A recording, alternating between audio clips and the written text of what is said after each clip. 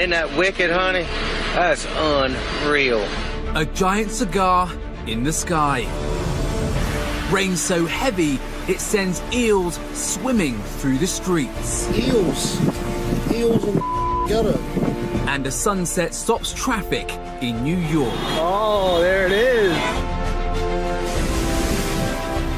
There's always been weird weather, but today, thanks to the smartphone, more and more of these crazy events are being captured on camera.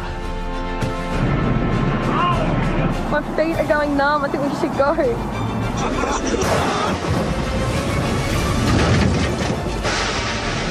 Today, I'm going to be showing you some of the craziest clips yet and demonstrating the simple science that lies at the heart of these astonishing natural phenomena.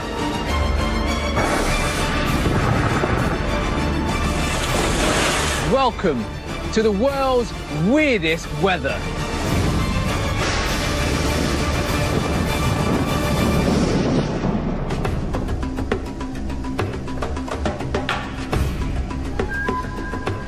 Here in the UK, when it rains heavily, we say it's raining cats and dogs outside, and other countries have their own versions, like it's raining chair legs, or it's raining cobbler's knives or pocket knives. But I've never heard anyone say it's raining spiders, but maybe they should.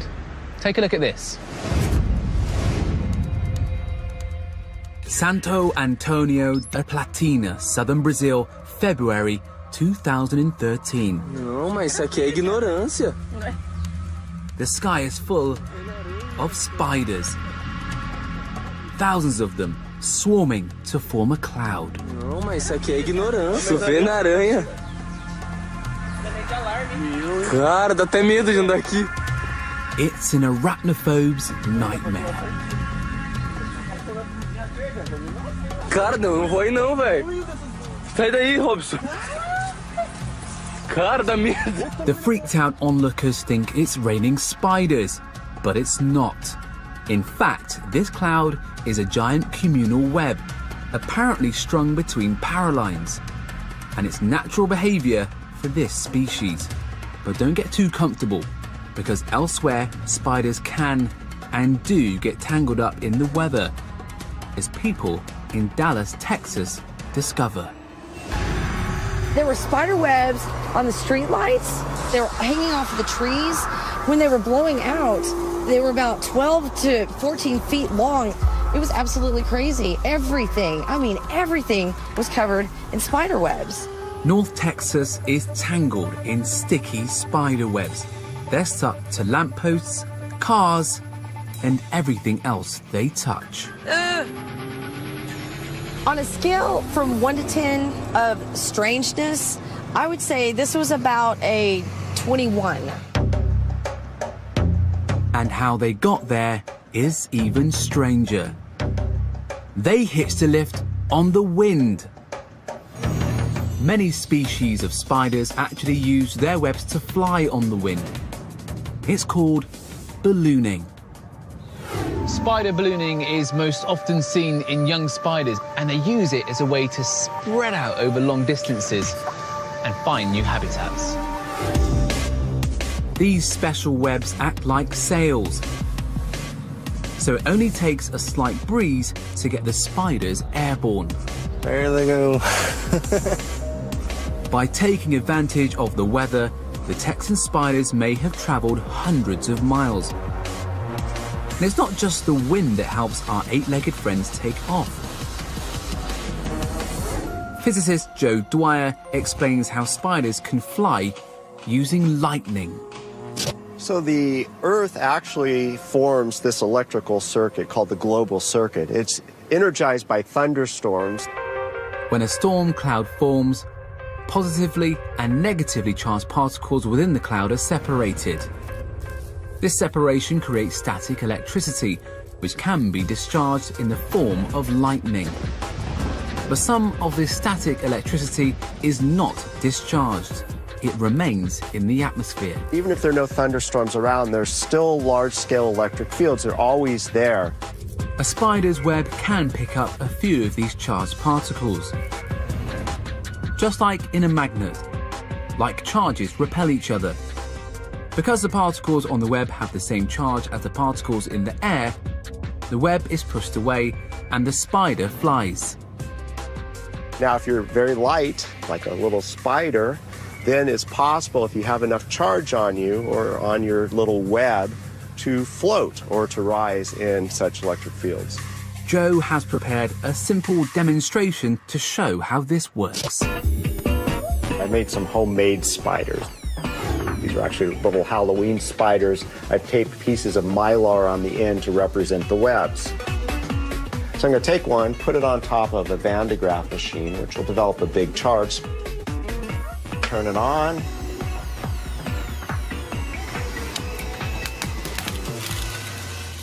And away it goes.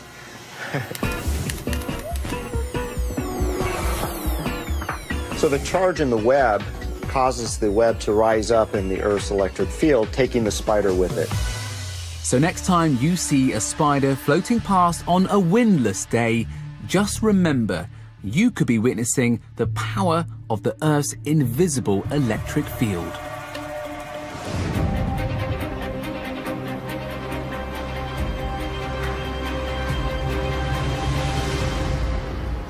We've all heard of Movember, the month when thousands of men across the UK grow a moustache in order to raise money for charity.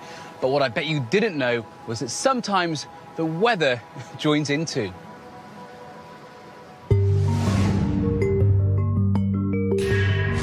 Patagonia, Argentina. A strange cloud drifts across the sky. It looks like a 1970s disco tash. After about 30 seconds, it disappears. It's a fleeting glimpse of one of the world's rarest clouds. A moustache cloud. Cloud expert Gavin Pretapini describes what makes these curious clouds so unique. Moustache clouds can be quite thin and rope-like. The upside-down crescent appears to almost rotate because it forms within a vortex of air. It's this vortex that makes moustache clouds so rare, as the conditions must be absolutely perfect to create one. A rising column of air, a thermal, encounters wind shear, and this causes the column of air to curl over and develop a vortex. If you imagine a water spout or a tornado, that's a vertically orientated spinning column of air. Well, in this case, it's horizontally aligned. But whereas a tornado's vortex has a strong, powerful rotation, moustache clouds are much weaker, appearing and disappearing within a matter of seconds. They appear without fanfare. The moustache curls around, twirls and rotates, and then just evaporates into the blue. It's rare to get a photograph, even rarer to get a video of them. That makes this video from Patagonia truly exceptional. A rare moving image of one of the rarest clouds in the world. Weird weather isn't always as obvious as a funny-shaped cloud or a freak snowstorm. Sometimes we only know it's happened because of the effects that it has on the natural world around us. Just like in our next story.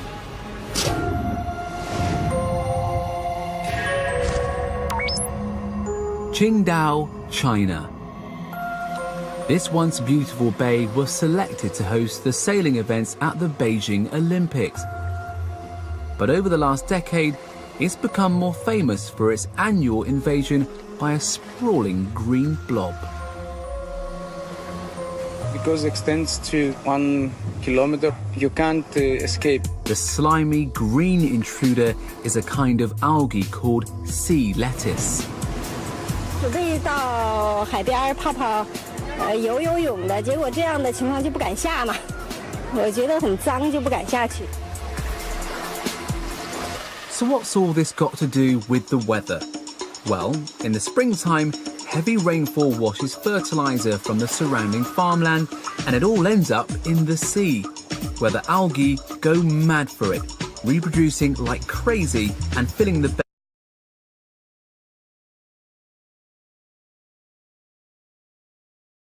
this surf cum turf is a harmless nuisance. But on the other side of the globe, an altogether different green tide is a deadly threat. That water is green, and not just a little green. It's like pea soup green. In 2011, satellite images show Lake Erie turning green with algae as record rainfall drains fertilizer into this North American landmark. Zen Archer, a lakeside local from Cleveland, Ohio, is a witness to this mega bloom. I've lived in Cleveland all my life, and I'd never seen anything like that in the lake before. There is nothing but green, yucky algae everywhere. Unlike the harmless sea lettuce in China, Ohio had been invaded by a killer, blue-green algae.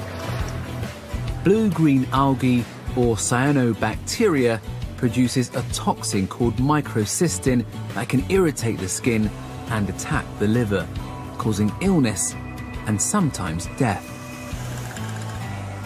Lake Erie is the shallowest of the Great Lakes. This allows the summer sun to raise its temperature more easily than its deeper neighbours, creating a cosy haven for amorous algae to get it on. And in 2011, the conditions were simply perfect. It had been rainy, but also very, very warm. Combined with not a lot of wind or air, resulted in this algae proliferating and filling the water. This isn't a problem that's going to go away easily. Springtimes are getting wetter and summers are getting hotter. So as long as farmers keep using fertilizer, the green goo will keep on coming back. Coming up next, what happens when a mountainside dissolves? And a tale of two cities as the sun stops traffic in London. And the wind wipes out a lakeside resort.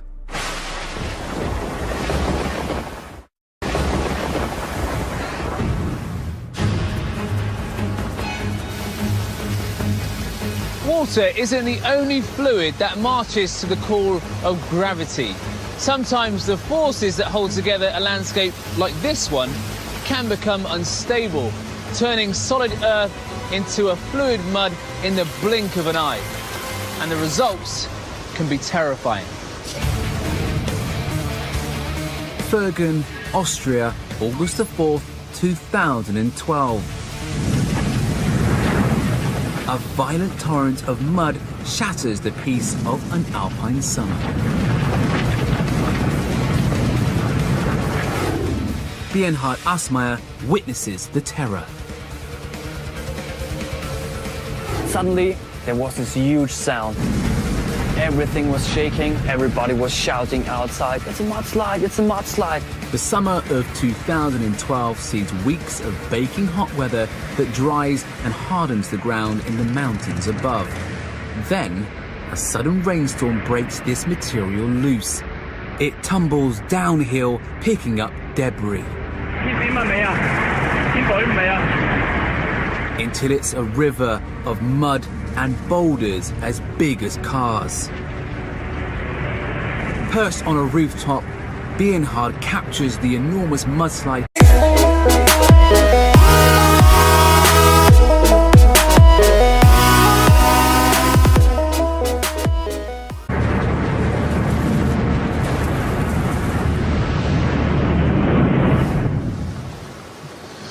Mudslides happen when fine particles of earth in a slope become unstable, either by drying out too much, like what happened in Austria, or the opposite effect, too much water, which causes the mud to swell until it can't hold itself together any longer. In both situations, the greatest danger is to the people that live below, because the flow of the mud can pick up huge rocks and boulders on the way down. And of course, the steeper the slope, the faster these rocky projectiles bounce down the mountain.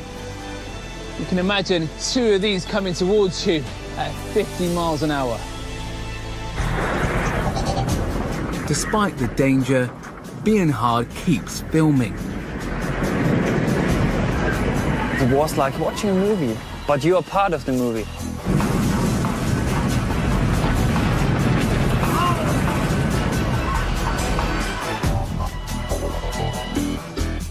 The 3-hour torrent leaves buildings coated with a thick layer of mud.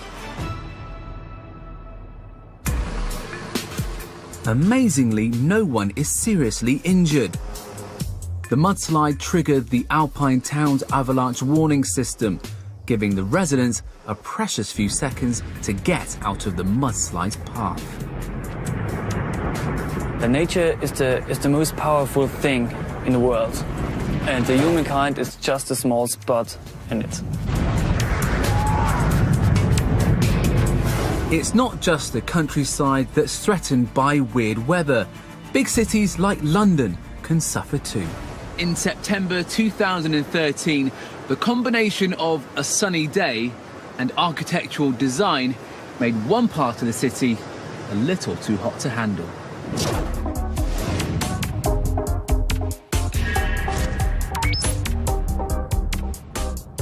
It all begins as a typical summer's day. But on one corner of the city, it gets so hot, a car starts to buckle and melt.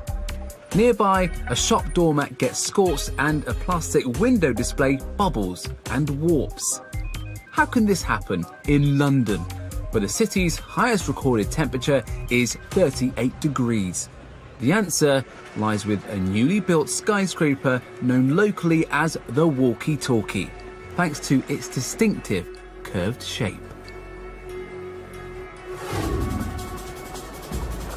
What was happening in London was similar to what I'm doing here. The magnifying glasses concentrating the sun's rays down to a single point on the paper.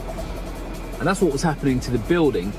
It had a mirrored outside and a concave shape, focusing the sun's rays down to a single point on the pavement. Unfortunately, that was where the car was parked.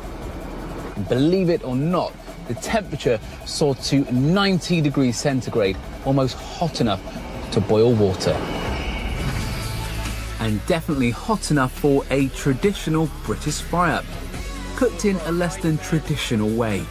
To cool things down, the Walkie-Talkie, or Walkie-Scorchy as it's now been nicknamed, is going to be given a giant sunshade, making al fresco fry-ups a thing of the past. The effects of the solar death ray in London were short-lived, but some weird weather can leave a lasting scar, like our next story.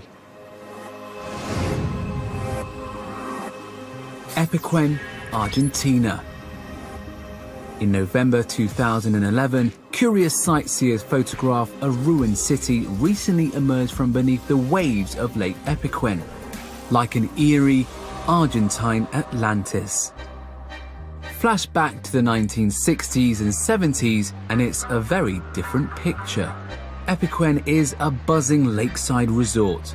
Then in 1985, disaster strikes. A sudden flood engulfs the town under more than 9 meters of water. The cause? A single rogue wave that smashes through the town's flood defences like a tsunami. We usually associate big waves with the sea and not lakes, but there is a simple explanation. Now, we would have all done this before in the bath. If you rock back and forth at just the right speed, you can create a wave that travels the length of the bath, and we all know what happens. Eventually, all the water goes over the side. Well, in Argentina, it wasn't a bather that created this big wave, but the wind. It came from just the right angle, at just the right speed, and created a wave called a seiche.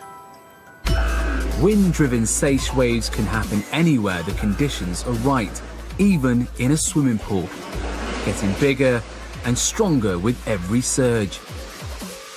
The 1985 seiche wave that destroyed Epiquen got so strong it smashed through the dam that protected the town.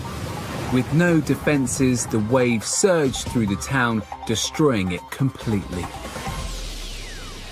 The authorities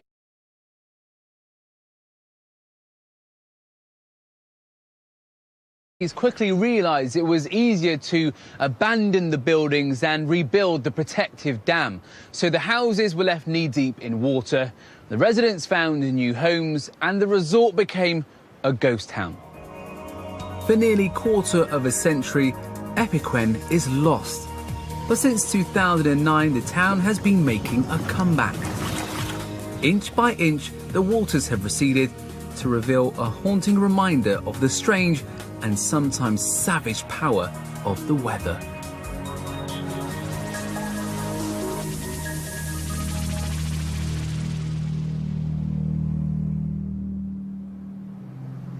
Most people see a cloud every single day of their lives. And if you live in the UK, you get to see a fair few more. But it's not often that you see a cloud that makes you stop and stare. And that's exactly what happened in the US in 2012.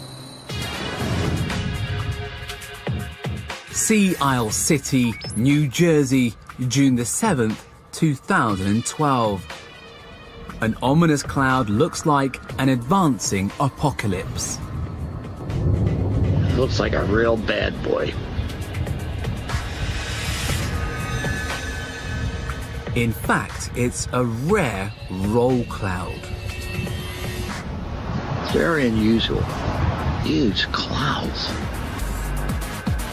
Whenever and wherever roll clouds appear, they certainly capture people's attention.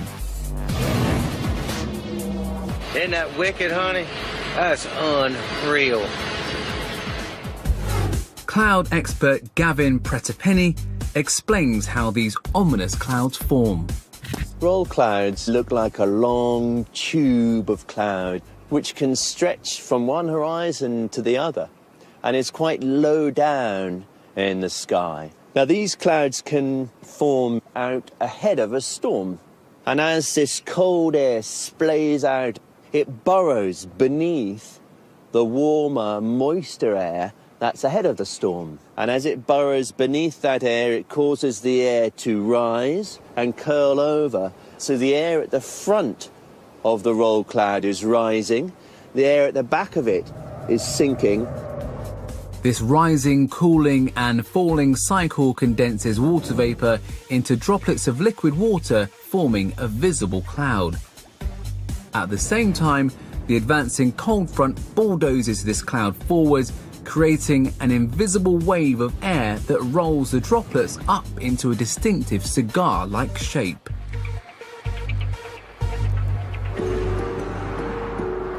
Roll clouds might look dangerous, but they're not, at least not to us on the ground. But what about for anyone who ventures closer? In October 2011, hang glider John Hesh finds out in a close encounter with one of these meteorological giants above the coast of Southern California. That day was special because I watched the cloud grow and develop and extend all the way up here, and flew it for an hour and watched it dissipate and disappear. The cloud doesn't hurt Hesh. In fact, it helps him to defy gravity. When we fly a hang glider, we're constantly sinking at 200 feet a minute, but when the wind blows hard enough, it counters that sink rate and we can fly around as long as the wind blows. At the front edge of the roll cloud is an updraft. So long as Hesh stays inside it, the rising air will keep him airborne. It's a visible highway in the sky. It defines the lifting area. As close to being a bird as I know. When they appear, it's a magical afternoon. Magical may be, but judge it wrong and you could be in for a crash landing. Lifting air is something that gliders live for. If they stay in front of the roll, then they are in consistently rising air. The problem is they also can be rather dangerous, because if you find yourself in the back of that wave of air, that's where the air is sinking again. If you don't know what you're doing when you're hang gliding around one of these clouds, you could really get yourself into a lot of trouble. Still to come, volcanic steam devils. Eels hit the streets of New Zealand. Eels in the gutter. And a tropical paradise turns white.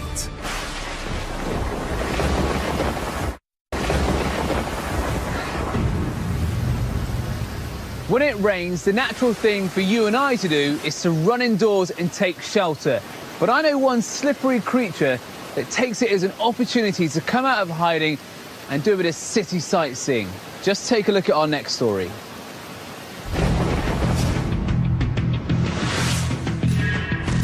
Masterton, New Zealand, March 2012.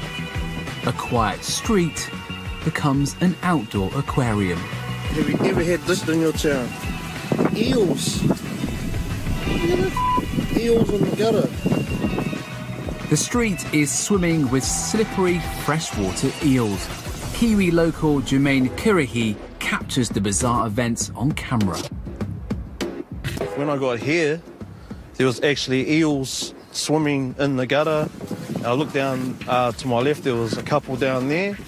There was, they were actually swimming on the footpath. Look at it.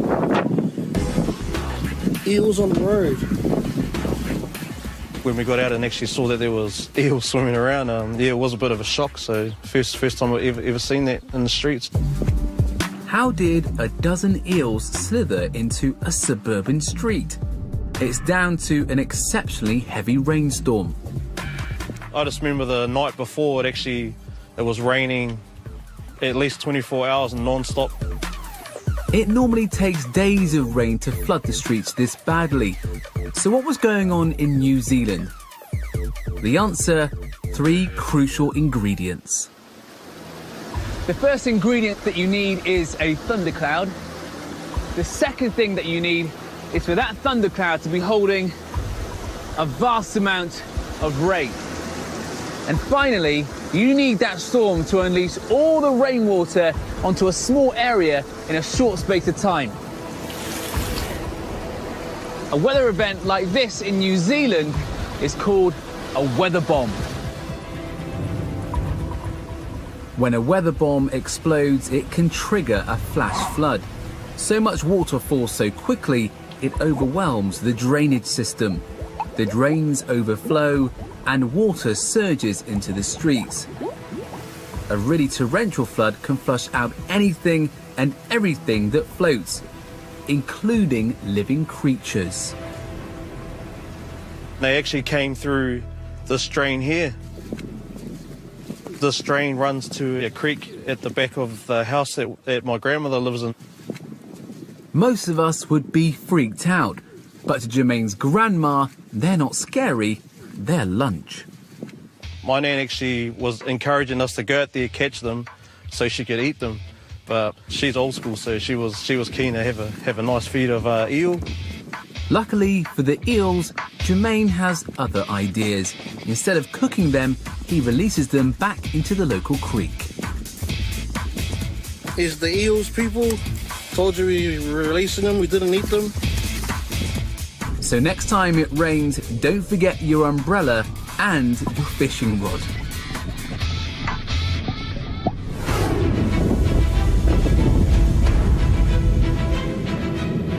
Volcanoes are known as a force that shapes the landscape, but they can also shape the weather, and sometimes the results can be breathtaking.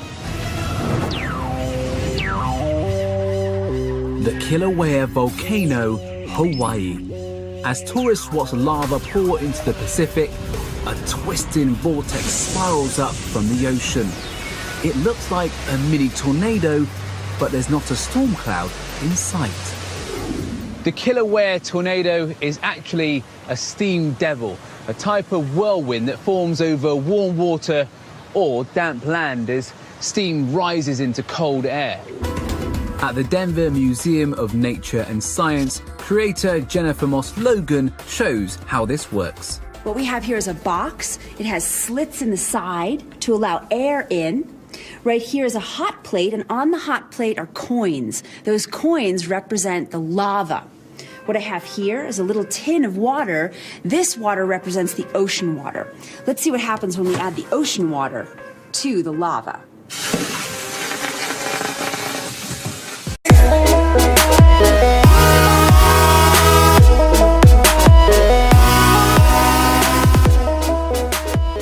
Water meets hot lava, it turns to steam. This starts to mix with the cold air around it.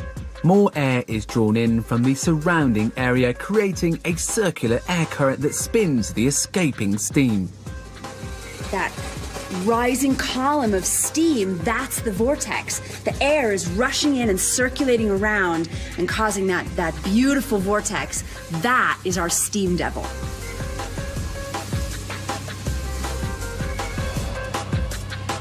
Kilauea steam devils grow so big and strong that they can often be mistaken for waterspouts. But there is an easy way to tell them apart. Waterspouts form from clouds, so if you follow them up, you'll see the cloud that made them. Whereas steam devils are simply generated by warm, damp air rising. So if you see a twister out at sea and not a cloud in sight, the chances are it's a steam devil. And you don't have to travel to Hawaii to see one. Steam devils occasionally form over lakes and rivers, like these ones dancing across the surface of a river in the US.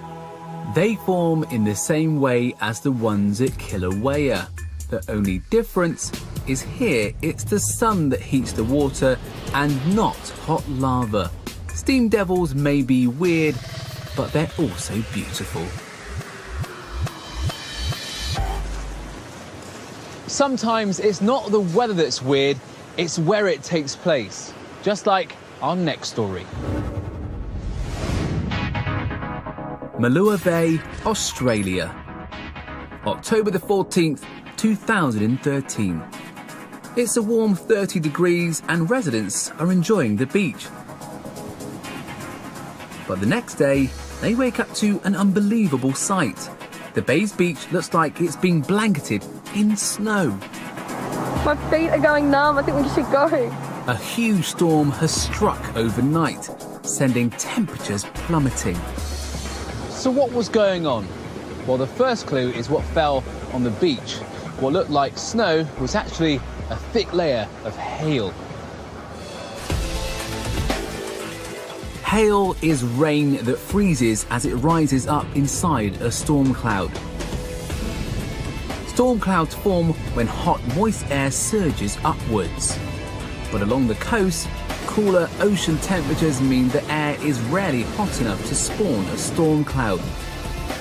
So why does Malua Bay get blanketed by hail?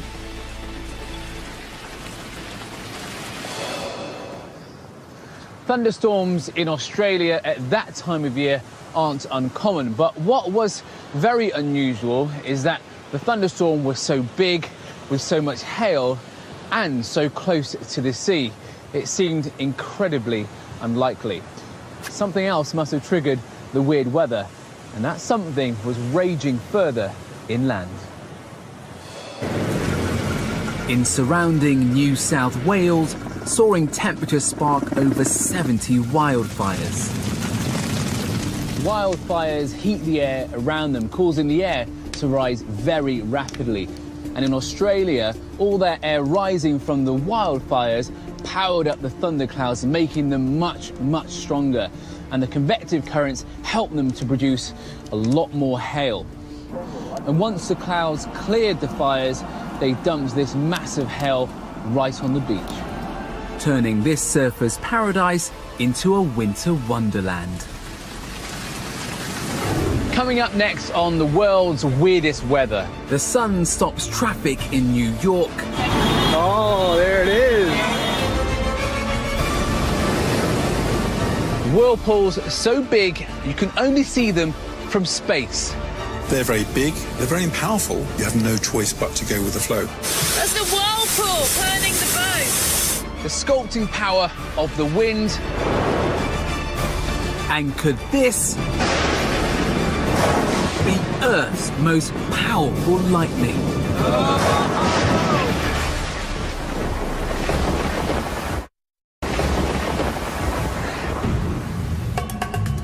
weird weather can disrupt our lives. A mudslide can wipe away a whole community, and flash floods can bring a city to its knees. But there's another type of weird weather that can stop traffic for very different reasons.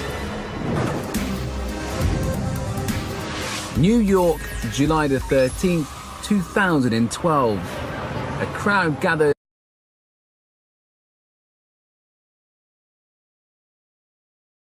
Natural wonder. Oh, there it is. Astrophysicist Jackie Fahety explains what happens. This place would be mobbed with photographers, pedestrians, people that just sort of randomly stumbled upon it, all looking in the direction of New Jersey, to the west. On 2 days each year, the sun lines up exactly with Manhattan's dead straight east-west cross streets. The result is a sunset that New Yorkers call Manhattanhenge. So from this spot, you just look straight west, past Times Square. The sun sets right between these buildings, framed perfectly. You get a gorgeous view of the sun right there, kissing the grid as it sets. Manhattanhenge is named after our own Stonehenge. And you don't have to be a druid to know the stones line up with the rising sun on the longest day of the year. But while Stonehenge's solar alignment is an ancient mystery, Manhattan's is just a cosmic coincidence. At nearby Rutgers University, physicist David Maiulo explains why. Here's our model of the setting and rising sun. And this is our homemade model of Manhattan. We all know that the sun appears to rise in the east and set in the west, but it's actually more complex than that. Towards the summertime, the sun appears to move towards the north, and towards the wintertime, the sun appears to move towards the south. It changes its position along the horizon. As the sun moves north through the winter and spring, it lines up perfectly with Manhattan's cross streets around the end of May. Then after the longest day of the year in June, the sunset starts to move south, setting in line with the grid around mid-July. Twice a year, the setting and rising sun goes right down those east-west streets, and that leads to a beautiful effect we call Manhattanhenge. So if you find yourself in the Big Apple,